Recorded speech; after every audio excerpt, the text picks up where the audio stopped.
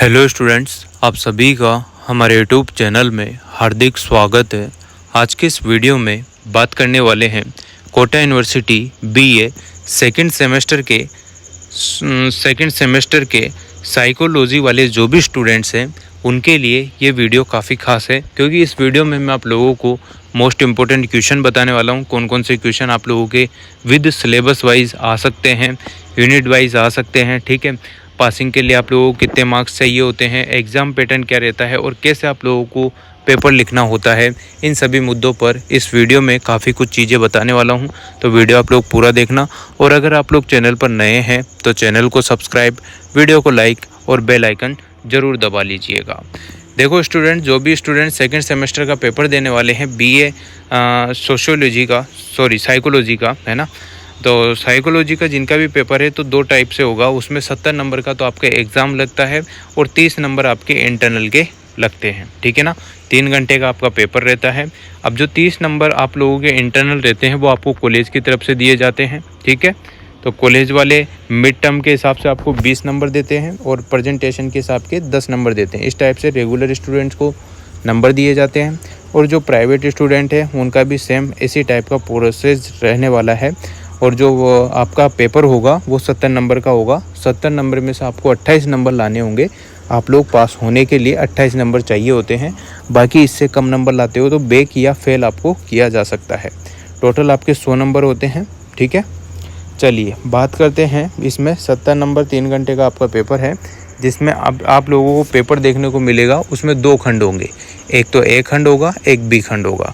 ए खंड आप लोगों को ज़्यादा टाइम वेस्ट नहीं करना है। उसमें 10 क्वेश्चन आते हैं, 10 के 10 ही करने होते हैं। प्रत्येक क्वेश्चन 2 नंबर का आएगा, तो कम से कम आप लोग 40 शब्द लिख सकते हैं उसमें, ठीक है। और अगर बी सेशन की बात करें तो ये वो सेशन है जो आप लोगों को पास भी कराएगा, मार्क्स भी अच्छे देगा और आपकी परसेंटेज भी बढ़ाएगा, ठीक है। तो इस पर आप लोगों को ज़्यादा फोकस करना है।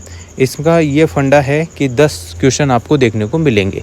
प्रत्येक यूनिट से 2-2 क्वेश्चन देखने को मिलेंगे, जिसमें से 5 क्वेश्चन आप लोगों को करना है, ठीक है। 5 क्वेश्चन अगर आप लोग करते हैं तो 10 नंबर का एक क्वेश्चन है, तो 5 क्वेश्चन 50 नंबर के हो जाते हैं। तो ऊपर 20 नंबर के थे और ये हो जाएंगे आप लोगों के 50 नंबर के। तो टोटल आपका जो पेपर है वो 70 नंबर का हो जाता है।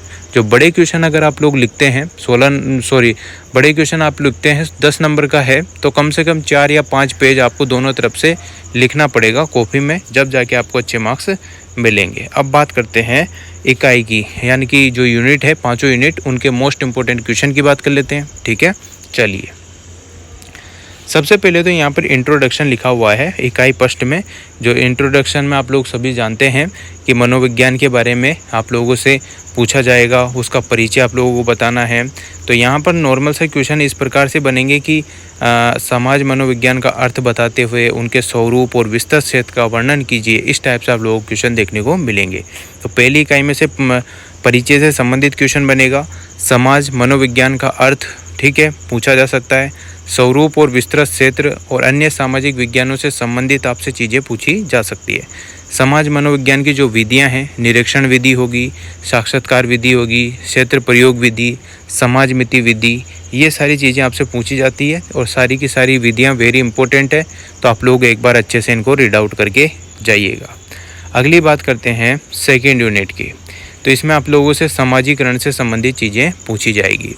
अब सामाजिकरण का अर्थ पूछ सकते हैं, स्वरूप और प्रक्रिया पूछ सकते हैं, और सामाजिकरण के माध्यम आपसे पूछे जा सकते हैं। सामाजिक मानक जो है उसमें अर्थ, स्वरूप और निर्माण की बातें आपसे पूछी जा सकती है। अभिवृत्ति और सामाजिक परिवर्तन जो है उसमें अर्थ और स्वरूप, अभिवृत्ति का मापन, थर्स्टन और लाटन के बारे में आपसे विस्तृत रूप से पूछा जा सकता है। इन्हीं में से आप लोगों को क्वेश्चन देखने को मिलेगा, एज इट इज़ देखने को मिलेगा, ठीक है। तो अच्छे से कॉपी लिखना। अगर 35 पेज की कॉपी है तो 30 से ज़्यादा ही पेज भरें, और अगर 40 पेज की कॉपी है तो 35 से ज़्यादा पेज भरने हैं। पेज भरने का मतलब ये नहीं है कुछ भी लिखें, इनसे रिलेटेड चीज़ें आप लिखेंगे। अगर आपको कुछ नहीं आता है तो इससे रिलेटेड कुछ भी लिखोगे तो आपको मार्क्स मिलेंगे ही मिलेंगे। यूनिट 3 की बात कर लेते हैं, जिसमें आपसे पूर्वाग्रह और रूढ़ युक्तियों के बारे में पूछा गया है। तो पूर्वाग्रह का अर्थ पूछ सकते हैं, स्वरूप, कारण और पूर्वाग्रह कम करने की विधियाँ आपसे पूछी जा सकती है। रूढ़ि युक्तियों की बात करें तो उसमें अर्थ, स्वरूप, कारण, रूढ़ युक्तियाँ कम करने की विधियाँ आपसे पूछी जा सकती है। ठीक है। तो ये जो चीज़ें आप लोगों को देखने को मिल रही है वही आप लोग पढ़ के जाना, इससे बाहर कुछ भी आपको नहीं पढ़ना है। आपके पास सीरीज़ जो है मार्केट में मिलती है वो सीरीज़ है, तो उसमें से यही चीज़ें और यही पॉइंट पढ़ना है।